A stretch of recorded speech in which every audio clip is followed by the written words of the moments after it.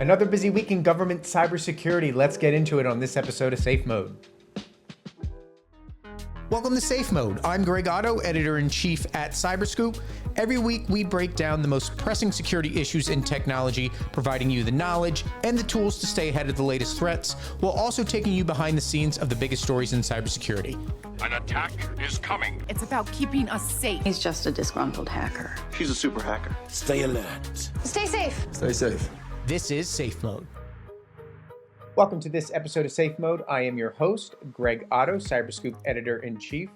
In this week's interview, we're talking to Sunil Mallik, the CISO of Discover Financial Services. That's the Discover you all know with their orange credit cards. And we're talking to Sunil about what it's like to be a CISO inside a financial organization. We talk a lot about cybersecurity industry and what CISOs should do. And for this episode, we're going to find out what CISOs actually do once they are integrated and working with the industry themselves. But first, talking with Tim Starks. Tim, once again, coming back, guessing we have some more personnel news for everybody. Let's get into it. The final domino is dropped, I guess we could say. I was going to say, that was my shoe. There we go. But dominoes. Shoe, domino, whatever. Works. We've got stuff in place. We got metaphors. Yeah, so Sean Plankey is now nominated to be the director of the Cybersecurity and Infrastructure Security Agency. He has been positioned for this for some time. In fact, you can go back to the prior Trump administration, where toward the tail end, when they were pushing out Chris Krebs, they looked at Sean for that. Yes, this is not above anything. This is not a surprise. We've heard his name for months. Yeah, I'm going back to September when we wrote about who might fill out this administration. Some of those predictions have come true, and this is one of them. It's interesting to compare the two Seans we've gotten for this administration's nominations. You'll recall that for the Office of National Cyber Director, Sean Cairncross basically had no cyber experience. Right. This man has a ton of cyber experience, so he's a very different nominee than one of the other big positions that this administration used to fill their cyber roles. And has spent time really in all facets of the industry, I feel like. Yeah, his background is very deep. Somebody asked me online the other day, like, how does he compare to some of the other people who have led CISA? And I think he compares very favorably in terms of his experience and his background. He's been at Cyber Command. He's been at the Department of Energy. He's been a Navy CIO. He's been everywhere. And he's done some private sector stuff too. So very similar to, in background, perhaps deeper experience in some ways than Chris Krebs and Janice Roy.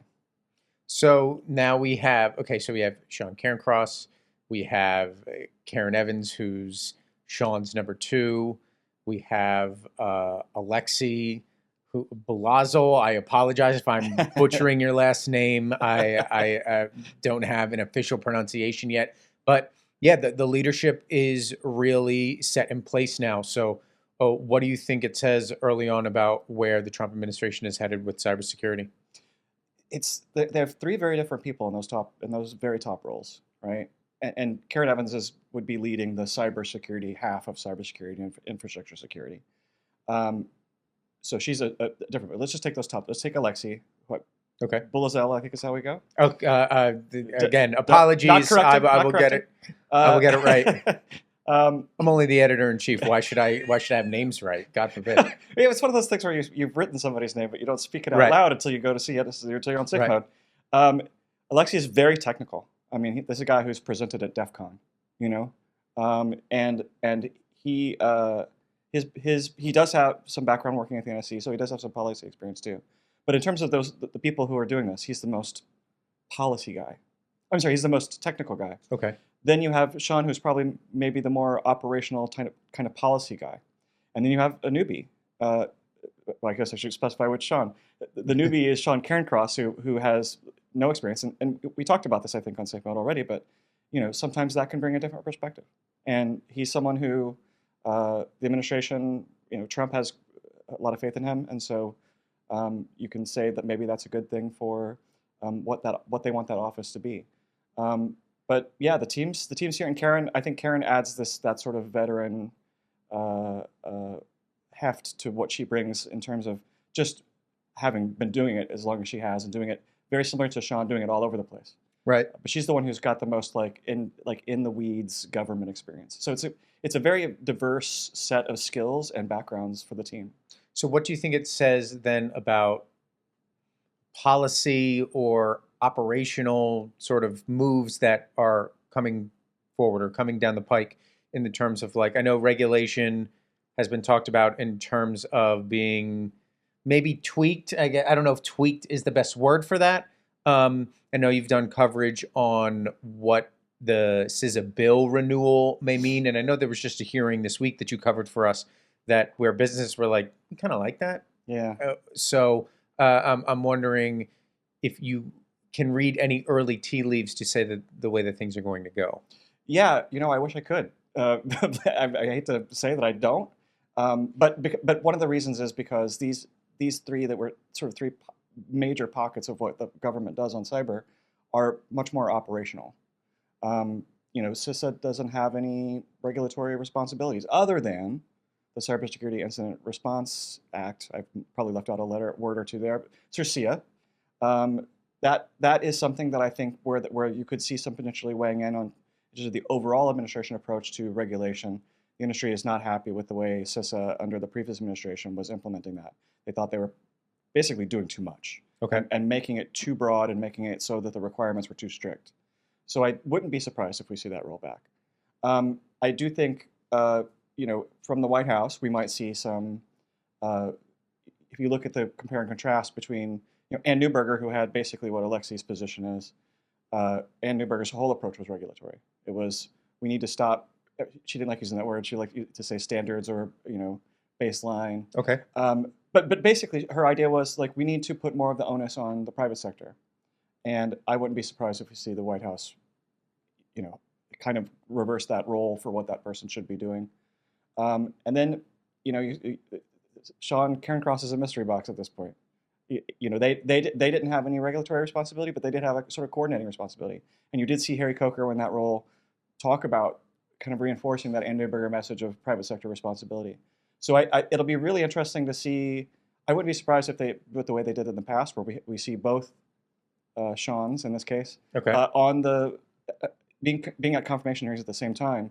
And that's, I think, when we're going to start to see what their real approach is going to be, what their points of emphasis are going to be, what their philosophies are. Yeah, that's what I was going to ask. Ness, for those that are listening that may be unfamiliar, will there be Senate hearings on this? Like, it's just not political appointee. Exactly. Like, okay, we're ready to go. Like, the news of this broke, if you're listening to this on a Thursday, it broke a couple days ago in the morning, where the White House sends out a big list, and it's full of like ambassadors and like heads of agencies like Export-Import Bank, and there was Sean Plankey's name right in there, and they send those over to the Senate, and then what happens from there?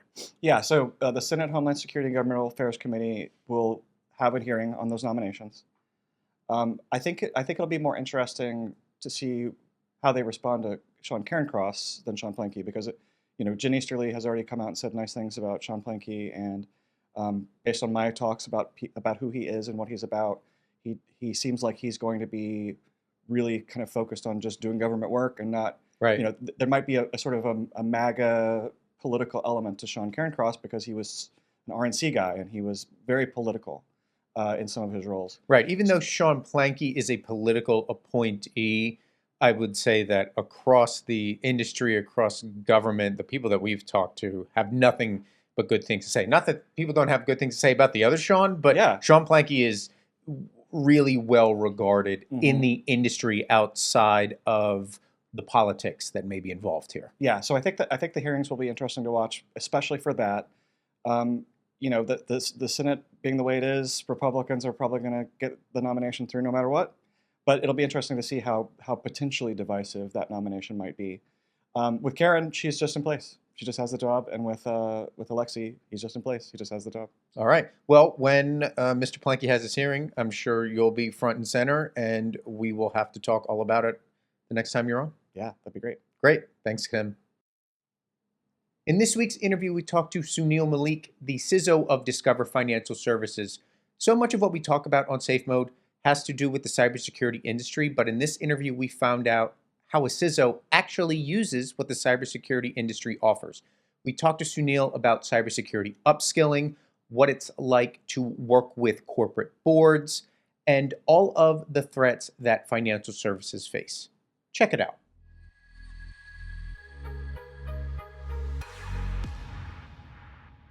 All right, and joining us now on this week's episode of Safe Mode is Sunil Mallik, the CISO of Discover Financial Services. Sunil, really happy to have you aboard. We talked to a lot of government experts and a lot of cybersecurity industry experts, but it's great to actually talk to a CISO and somebody that actually has to deal with all of the things that we talk about on other episodes. So thanks for joining us on the program. Thank you for having me, Greg. So can you share a bit about your career path and how you became the CISO of Discover Financial Services? Yeah, that's an interesting question. And if you ask any CISO in this profession, they started their career somewhere else. That speaks to the newness of this profession, if you can use that word, right? Right. If cybersecurity has evolved in last, I would say, 15, 20 years really as a dedicated craft or profession. Yes. So like many of my peers, I did not start in core cybersecurity as we see it today, as we call it today. I started in the domain of technology risk. Okay. I did my MBA and MS in accounting and information systems from Virginia Tech. And then I was hired by Deloitte to join their technology risk practice. As I got into that role, a lot of time I was spending was in the cybersecurity domain. Okay. Because cybersecurity is one of the top technology risks. And as I was working with large financial companies as well as government agencies, that is the space I was spending a lot of time in. Around that time, Deloitte also started its dedicated cyber risk services practice. Okay. And I was one of the first few to join that practice. At Deloitte, I spent some time implementing large identity and access management system. When I say identity and access management system, this system primarily manages the life cycle of a user's identity, whether it's an internal user or an external user. When an employee joins your company, we create their identity, then they are given access. The access changes over a period of time when they are in the company, so that's the life cycle. And then when they're leaving the company, their access is removed. So all this process is handled through identity and access management systems. It's a suite of systems. That's where I was spending time advising as well as implementing identity and access management systems. You can also say that this same thing applies to external customers, right? When a customer opens an account with your bank, we create their digital identity. Right. Then we assign an account to them. They manage their finances through it. We ensure that their information is secure and they can get through the front door using an identity and access management credentials, right? That is assigned to them. And the same applies like when a customer leaves the organization. Hopefully that doesn't happen too often for any company, right? But it does happen sometimes. Right. So that's where I was spending some time, and that was kind of my entry into cyber risk and cyber security domain. From that point onwards, I have worked with two other large companies, Fannie Mae, and in my current role at Discover, and have navigated my career journey from technology risk to the Chief Information Security Officer in my current role. So what do you see as the primary responsibilities and challenges in your role as a CISO? I would imagine, like you were saying, the technological risk is probably something that you're dealing with on a day in, day out basis. The challenges, like when I look at challenges, there are external adversaries, right, that are trying to break into our system, get access to our data, or compromise our systems that process financial information.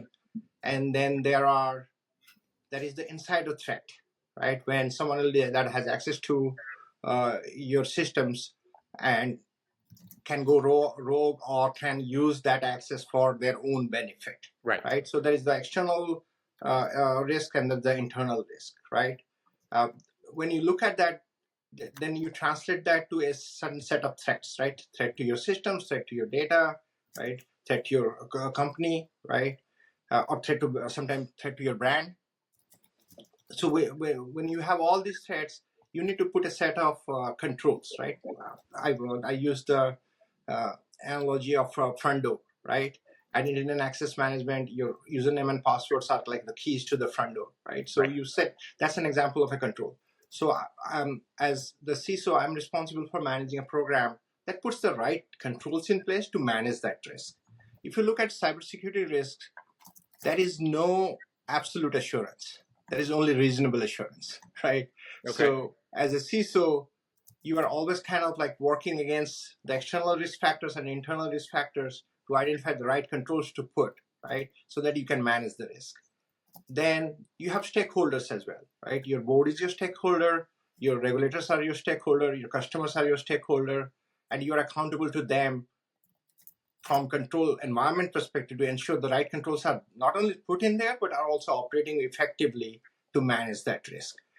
So I would say like as a role, as a CISO, most of the time I'm spending is kind of like directing and managing the risk management functions or processes within the company. Okay, so let's talk about that a little bit. I would love to hear more about the key components of Discover's cybersecurity strategy and what you think are the core tenets of risk management that you push out across the company. Yeah, so let's just start from the top, right? From the stakeholder perspective, we have our customers, we have our like stakeholders like the regulators, right? And then we have stakeholders like our board. So when you look at each of the stakeholders, they are interested in certain set of risks being well managed in your company because they are entrusting you with either customer data, right, with the board's rights or management decisions, and then from regulatory perspective, the regulatory framework or the laws, right? Right. So that kind of is on the top. Then you, for your internal company, you create a certain set of policies and procedures, right? If I have to meet all these requirements, what are the set of policies and procedures that I need to put in our company? That's kind of sets the requirements, right? That needs to be met on a day-to-day basis. After the policy and procedures, right, comes your like standards, because standards is something that you kind of set for the organization to meet, right? And I'll give you an example of a standard. Okay. A password standard, right? So when you are setting your password, it needs to be alphanumeric, it needs to be complex, it needs to meet a certain length requirement, right? So that is the standard you set, right? So every time we are creating a username or a password, we need to ensure that we are meeting that standard, right? Okay. So that's your standard. Then comes your controls. Controls is like, same, taking the password example, in your system, you need to configure the system right so that anytime someone puts a simple password or a password from a dictionary, right, it is rejected, right? It's, at the same time, it's giving feedback to the users that these are the requirements that you need. So that's the control, right? And then comes your normal, like your monitoring, right? So starting from the top, policies and procedures, standards, controls, and then ongoing monitoring, right? That's how, from a CISO perspective, how we approach risk management, cyber risk management.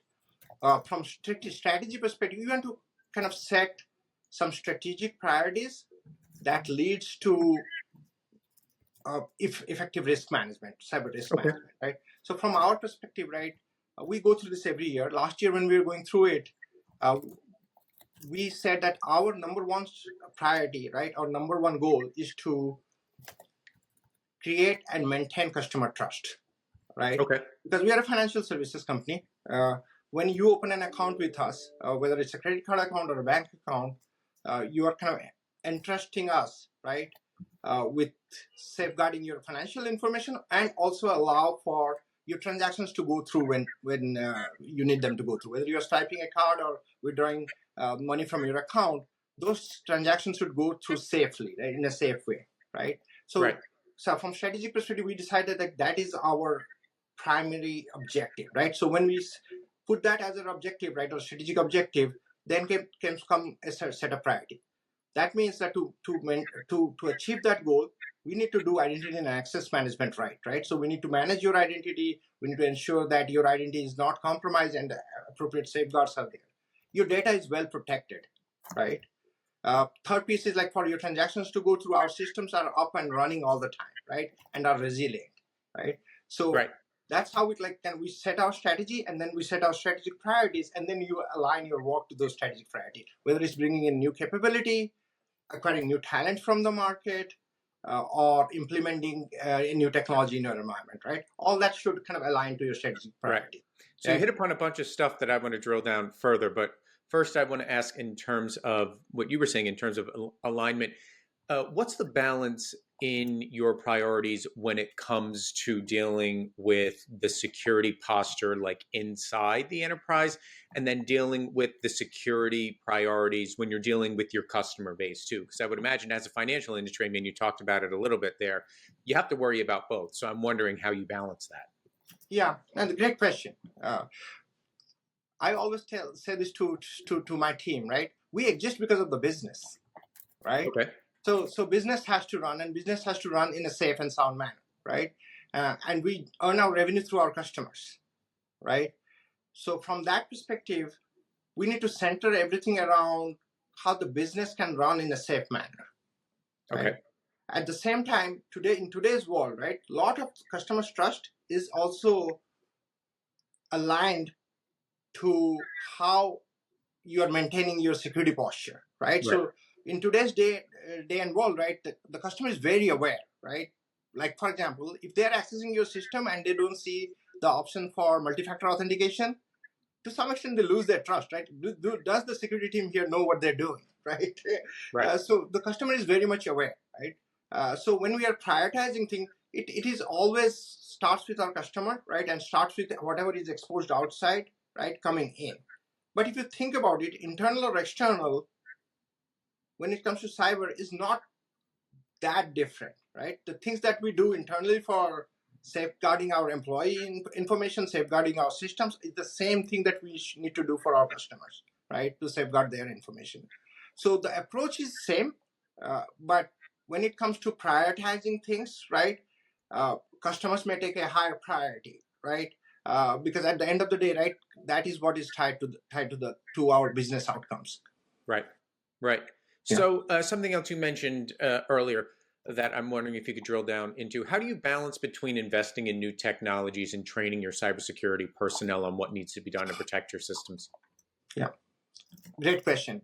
And from strategic priorities perspective, right, that is one of our foundational priority. How we attract and retain the top talent. Because if you think about cybersecurity, that is one of the most challenging area. How do we kind of fill our open positions? How do we ensure that we have the right people on the seat to do their job?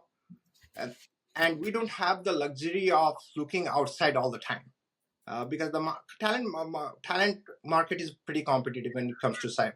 Okay.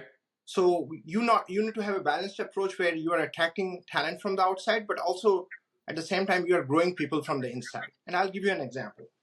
There is a domain in cybersecurity that's called application security. And this ties to everything that we do to test our applications, ensure that the applications are secure before we expose them to the users. Okay. Right? We have being a technology-focused company, we have a large set of developers. Developers, what they do, they code applications and they develop applications, right? If from application security perspective, if I'm looking for application security professional, that's where I should look at, because people who are already coding the application, if you train them well on cyber, right, they can be your best resources. So sometimes instead of just going outside and getting the top talent, you need to develop certain programs like rotation programs, or I would say cross-training opportunities, or simply creating a certification program, which we have done at Discover. Interesting. Okay. Yeah, for your internal technology users, so that they can transition their career to cybersecurity. When they come over, they already have the context of their customer, in this case, developers, right? And bringing them in, if you just upskill them with cybersecurity, that works really well. Every time we have done that, we have been very successful. So what I'm trying to say here is that there is no one strategy, internal or external, right? You have to be creative about how you staff your resources, but at the same time, you need to be very deliberate and conscious about investing in their careers, investing their career development, sending them to conferences, trainings, right? So they're upskilling, and their job satisfaction rate is high. So it sounds like you really do benefit from the idea that continuous learning is something that you need inside an enterprise if you're going to stay abreast of everything that's happening from a cybersecurity perspective. 100%. That applies to me as well, right? Okay. Even in this role, right, I learn every day because the external threat environment is changing. The technology landscape is changing. There are disruptive technologies like AI, generative AI coming in, right? So every time that happens, your context or your risk environment changes, right? So you have to be very deliberate about like upskilling yourself, keeping yourself up to date with what's going on in the external environment, and most important, right, staying in touch with your peers, because in cybersecurity, the power comes, the power of knowledge comes through knowledge sharing, right, with your peers. So right. That's where I think I spend a lot of time. Like I don't have all the answers, but I know people that who have the same challenges, and we get together and we talk about things, right, without kind of compromising anything on that will be considered confidential. We all are kind of fighting the same war, if I can put it that way. Yeah, no, that metaphor works. Yeah. So that's how I think everyone should think about it, right? Because we need to kind of help each other stay abreast with the adversary, right, which has much more resources than we do as a single team, right? Right. But if we come together, we do have a chance. So I wonder how important you find collaboration with other institutions and even with some government outreach too, because I would imagine particularly in Discover's instance right now, you're very close to closing on the merger with Capital One. So I would imagine that you're probably reaching out to a lot of peers at Capital One that are doing a lot of the same cybersecurity stuff and care about what needs to be done from a cybersecurity perspective. So what's the collaboration like there, and how does that fit into what you want to achieve? No, that's a great question.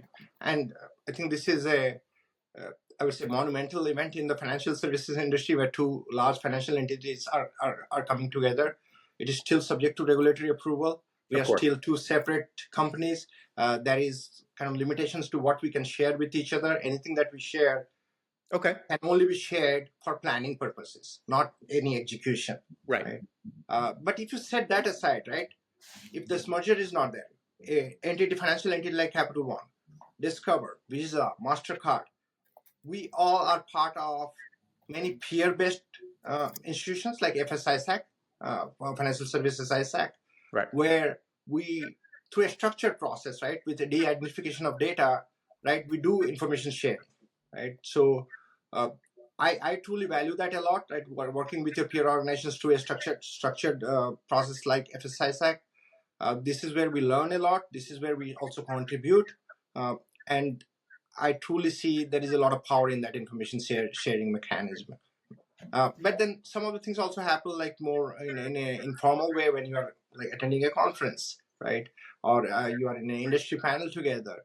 Those are also other avenues for information sharing. Right.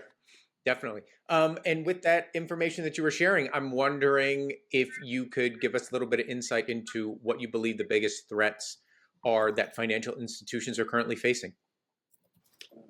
I would say, when I think about it, there are a couple of areas, right? One is the changes in the geopolitical environment. Right? Okay. We are living in an environment where the geopolitical environment is often volatile, right, and tense.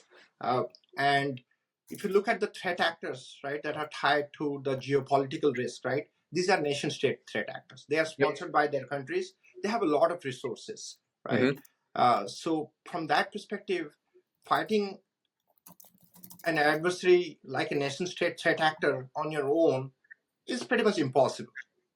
That is where we need to kind of like come together, right, as an industry or kind of players in critical infrastructure, and share information, right, on what we are seeing and what we can do to reduce the risk for our environment. So geopolitical risk kind of has evolved as I would say a new battleground in last few years. Right. The other area we see as a challenge is AI generative AI? But let me put it this way: this is a challenge and an opportunity. Okay. A technology like generative AI that and its adoption that we have seen in last year, right? I don't think that has been this much excitement in the technology space since cloud. Okay. Yeah. So I would agree. Yeah, and there is a lot of excitement, a lot of opportunities. So this is real, right? But there are also some set of unique risks associated with AI, generative AI. When I say unique risks, if you think about like when cloud came in, or like when a new, I would say, technology framework comes in, right? The risk environment doesn't change that much. Like with cloud, I think like the power of compute and the speed of delivery, right? Those two things were very unique to cloud, right? Yes. But if you look at the risk space, cyber risk space, it was not that disruptive. It was a different nature of risk, different velocity of risk, right? But the set of risks were, I would say, somewhat static, right? The risks still have to be contextualized for that environment, cloud environment, and you need to think about different ways to implement the same control that you had before. Right. With AI, generative AI, what is changing now is the context can change by the minute. Right? One, because the technology is moving such a rapid space, right? And the generative nature of it, right, or the changing nature of it, can change the context of how the technology is being used, right? Right. It's very hard to kind of draw like a boundary around the context of the technology usage. So what we now need to think about is that, can technology control themselves, like by itself, right, address all the risks? No, right? For example, responsible use of AI, or the trust with the model that you are using, a lot of those risks need to be handled at the business process level. Okay. Right. So when I say that, right, people who are using the technology need to keep an eye on what is the output of that technology, right, and what is the context of that usage. So we need to now shift some of the controls that we purely manage through technology into the business process controls, right?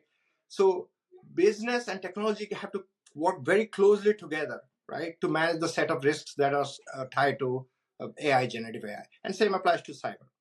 So, right. So that comes from the challenge perspective.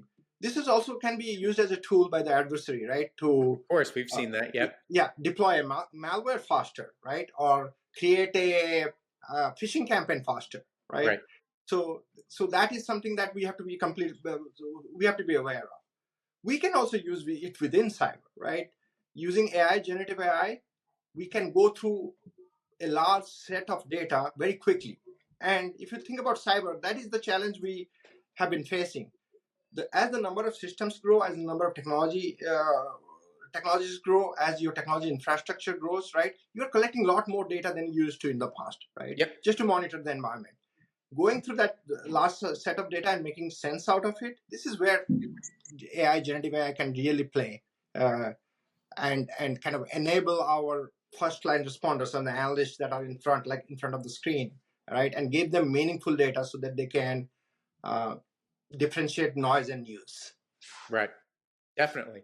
No, and we hear that across the board in different economic subsectors, that AI is really an opportunity, like you said. Yeah. Finally, I would ask, how do you foster a culture of cybersecurity awareness within your organization? Because look, when you're inside the office of the CISO, everybody is on the same page when it comes to cybersecurity, but you start to branch out across the company, and not everybody is thinking about cybersecurity in the same way you and I may be thinking about it. So I'm wondering, how do you get that message to resonate inside the company, and really with the board, who needs to have a more acute understanding of the risks that come with cybersecurity? Let me start with the board, because that's I would say easier question to answer, right? Because of one thing that we have been very fortunate with is that when you walk into the boardroom is very much aware of the cybersecurity space, right? That has been, again, unfortunately, some of this is caused by, like, every time you have a breach, right? It Suddenly, they care. Yeah, it's in the news and they read about it, they ask questions about it, right? But there is a lot of awareness.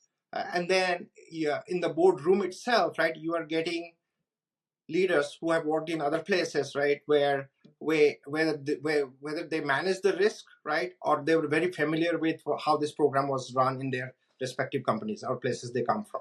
Right. So I think the board education is still an ongoing thing, but I would say like it has become much easier, right? If I look at my predecessors 10 years back, right, when they walked into a boardroom, they had to justify their funding, they had to justify their talent. The nature of conversation that we are having in the boardroom today is very different, right?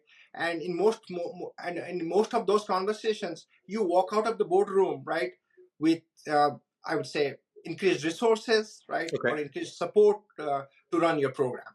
So from that perspective, I would say like we are very fortunate, especially in the large financial companies, right? Because we are such a regulated, we are regulated entities, right? And cybersecurity is one area where regulation has kind of increased over last 5 to 10 years. Right. So with that has come increased focus from the board members and increased support from board and your top management.